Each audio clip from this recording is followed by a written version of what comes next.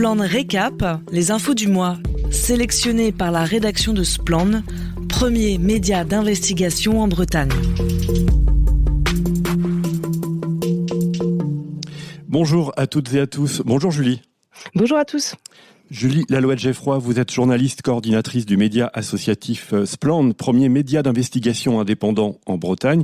Et nous nous retrouvons pour parler de ce qu'il s'est passé du côté de Splend au mois de septembre. Et tout d'abord, focus ce mois-ci sur la nomination d'Antoine Armand en tant que nouveau ministre de l'économie, un nouveau locataire à Bercy qui pourrait faire les affaires du lobby porcin breton. Guérilla administrative et contentieuse, mise au pilori, voilà comment Antoine Armand qualifie en début d'année l'action des associations de défense de l'environnement. Tandis que les projecteurs sont braqués sur les actions coup de poing d'agriculteurs en mal de rémunération, le député macroniste de Haute-Savoie visite un élevage en Alsace dans le cadre d'une mission sur la promotion de l'élevage que lui a confié le ministre Marc Fesneau. Pour l'étape porcine de son Tour de France, l'énarque et normalien, âgé de 32 ans, choisit de se rendre à Landunvez dans le Finistère, dans l'exploitation de Philippe Bizien, un baron du secteur, à la fois président de la coopérative Evelup et de l'interprofession Inaport. 27 000 cochons quittent ces caillebotis chaque année, direction l'abattoir. Pas exactement un modèle de probité, puisque l'autorisation d'extension délivrée en 2016 par le préfet a été annulée par la justice administrative. Au terme d'une nouvelle enquête publique dont nous avions pointé les biais, cet élevage a obtenu fin 2022 sa régularisation. Celle-ci fait l'objet d'un nouveau recours, tandis que le pôle régional, spécialisé en matière d'atteinte à l'environnement, a ouvert une enquête à la suite d'une plainte contre X déposée par un collectif de riverains pour mise en danger de la vie et de la santé d'autrui. Alors cette rencontre nourrit manifestement la rhétorique de celui qui crée dans le même temps un groupe de soutien parlementaire à l'élevage. Il n'y a pas une ferme-usine en France, ose Antoine Armand le 23 janvier sur BFM TV, décrivant d'humbles agriculteurs croulant sous des centaines d'attaques d'activistes environnementalistes. C'est un discours qu'il perfectionne dès le 6 mars à l'Assemblée nationale. Pas dans l'hémicycle, mais dans la salle Colbert.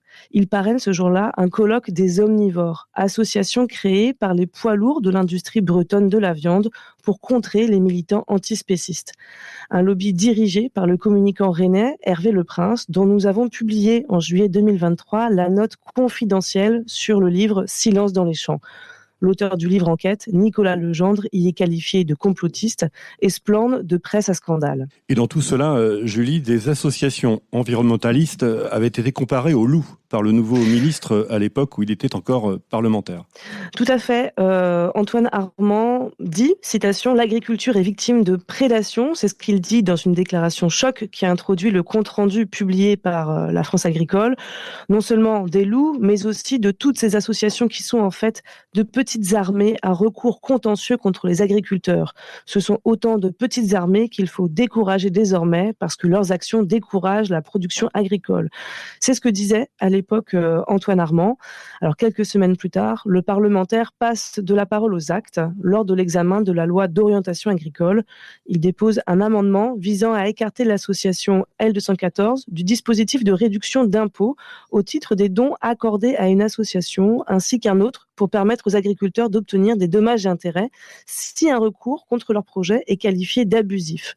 Si ces marottes du lobby porcin n'ont pas tout à fait rencontré le succès escompté, Antoine Armand a pu, lors du vote solennel, se satisfaire à la tribune de, je cite, « l'inscription de l'agriculture, en particulier de l'élevage et du pastoralisme, comme intérêt général majeur ». Un principe censé hisser l'agriculture au même niveau que l'environnement afin d'obtenir des décisions du juge administratif favorables à l'agrandissement des élevages ou de retenue d'eau. Le texte est tombé avec la dissolution, mais une nouvelle présentation pourrait combler les lobbies dans un hémicycle où l'extrême droite, hostile à toute forme d'écologie, tient désormais la durée de vie du gouvernement entre ses mains. Lors du Salon international de l'élevage, le SPACE, qui se tenait à Rennes mi-septembre, Antoine Armand a d'ailleurs assuré être extrêmement vigilant à ce que le futur gouvernement remette dès que possible sur la table la loi d'orientation agricole. C'était avant de savoir qu'il remplacerait Bruno Le Maire à Bercy. Voilà, c'est un focus que vous pouvez retrouver et lire sur le site splend.org.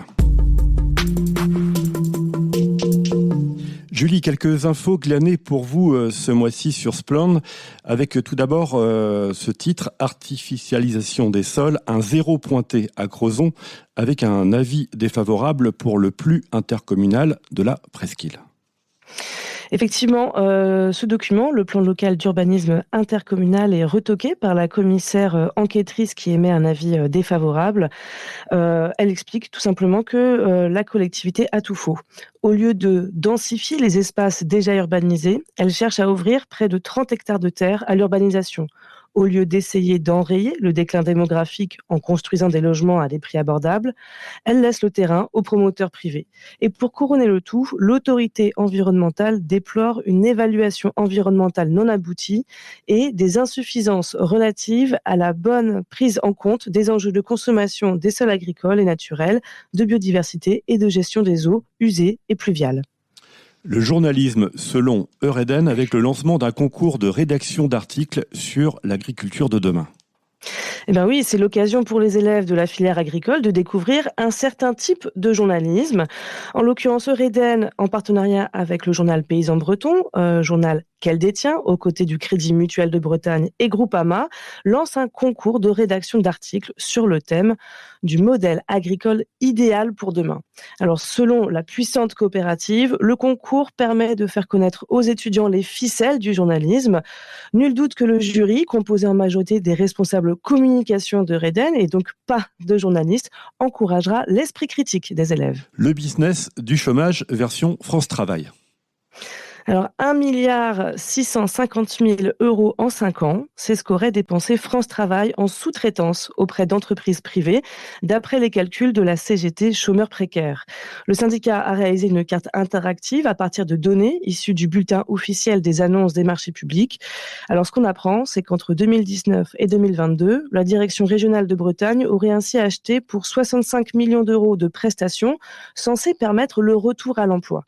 Les entreprises bénéficiaires dont le siège se trouve à Rennes s'appellent Hello Work, Catalyst Conseil ou encore CLPS, l'enjeu compétences. Et puis joli focus sur un article, l'Orne, symbole d'une rivière sacrifiée à l'agro-industrie.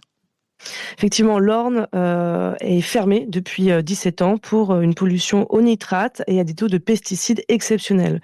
Et ça, malgré des investissements, l'Orne, qui coule de Plouvorne jusqu'à Santec, dans le Finistère Nord, reste une rivière sacrifiée avec un impact évident pour la faune, la flore et les habitants.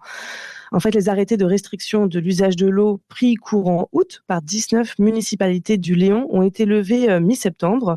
Durant l'été, le débit du Coutalzar était devenu insuffisant et les capacités de secours des partenaires interconnectés avaient atteint leurs limites, justifiaient ainsi dans Ouest France les responsables du syndicat mixte de production et de transport d'eau de l'Orne.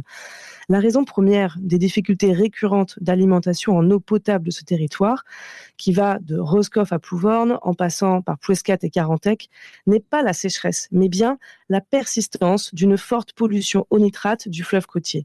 Pollution qui a conduit à la fermeture du principal point de captage du syndicat il y a 17 ans. L'Orne est par ailleurs extrêmement polluée par les pesticides, comme nous le développons dans un article en ligne que vous pouvez retrouver sur splend.org. On y parle de la récente thèse de doctorat de Jennifer Laurent sur les facteurs affectant l'intégrité d'un poisson sentinelle, le flette, présente dans l'Orne comme le plus touché des 11 bassins versants bretons étudiés. La chercheuse relève qu'au niveau de Saint-Paul-de-Léon, par exemple, la concentration totale de pesticides atteint 6,93 microgrammes par litre, alors que les seuils en eau brute ne doivent pas dépasser 5 microgrammes par litre. Julie, ça se passe près de chez vous. La rédaction de Splend vous invite chaque mois à vous documenter sur différents projets agricoles, industriels, d'urbanisation qui peuvent surgir près de chez vous et donc à informer également votre entourage. Oui, petit tour d'horizon de ces enquêtes publiques que vous pouvez consulter et auxquelles vous pouvez aussi participer, y prendre part. Il y a par exemple un projet au niveau de Grandchamp dans le Morbihan qui concerne la question de l'artificialisation des sols. Également des projets industriels dans le Finistère, le Morbihan, l'Ille-et-Vilaine. Également un projet de carrière en Ille-et-Vilaine, à Pimpon et à Tréorantec. Sur les questions d'énergie, vous avez également des projets sur lesquels vous pouvez vous pencher dans les Côtes-d'Armor, le Finistère, mais également en Vendée.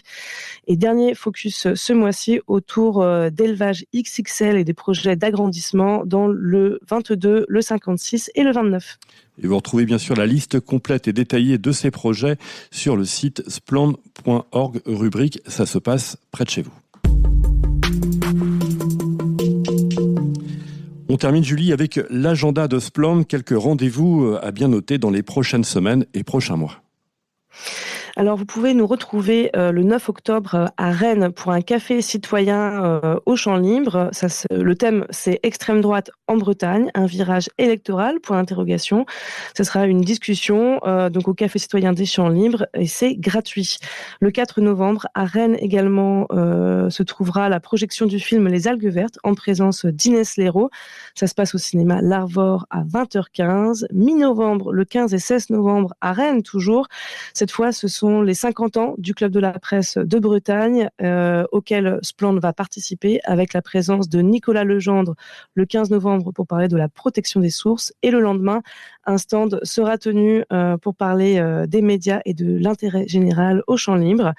Et ensuite, on va de l'autre côté de la Bretagne à Brest le 7 décembre au Capucin avec Juliette Cabasso-Roger de Spland qui présentera nos travaux et la manière dont on fait de l'investigation en Bretagne. Eh bien, merci beaucoup, Julie. On se retrouve le mois prochain sur nos antennes pour de nouvelles actus de Spland, premier média d'investigation en Bretagne. En attendant, pour retrouver ces actualités et les enquêtes de Spland, direction le site spland.org. Et puis, n'oubliez pas de soutenir ce média d'investigation indépendant en Bretagne. Faites un don. C'est grâce à votre soutien que ce média existe. À bientôt, Julie. À bientôt.